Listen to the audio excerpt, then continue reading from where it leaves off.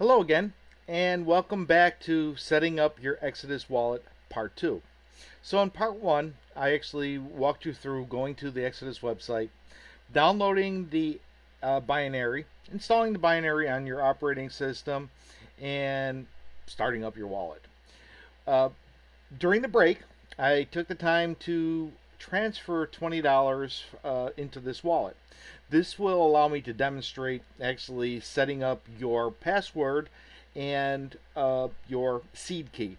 So you can see just in the last couple seconds, the price of ETH went down by a couple pennies.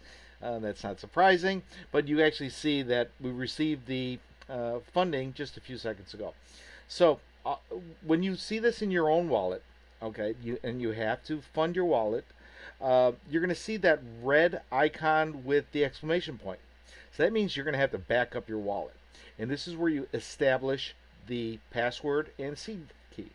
So we're going to go ahead and click on backup, and it's asking me now, and just follow the wizard to type my password.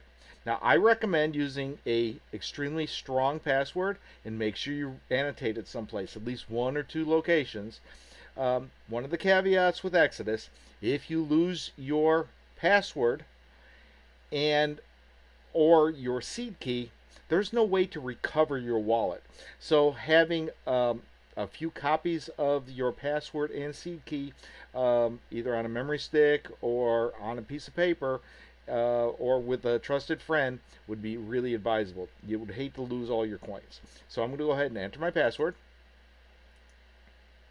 Okay, hit next. Retype my password. Next. And these are my seed keys. So what I need to do with these, I need to annotate them on a piece of paper. Now, I could print them, and we're going to go ahead and print them right now because that's going to save a little bit of time.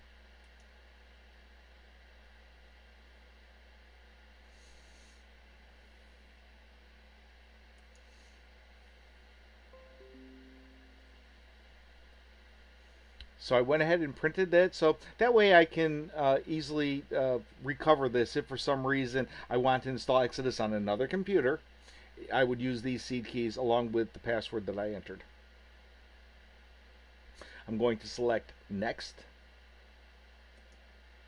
and I'm going to send the recovery information to my email address.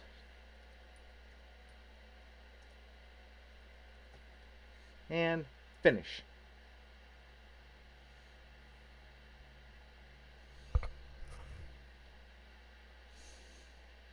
So just to recap what we've just done, I opened my wallet. I sent myself $20 in U.S. currency via Ethereum. I then established a password. I re-entered my password, and then I added the seed keys. I printed the seed keys.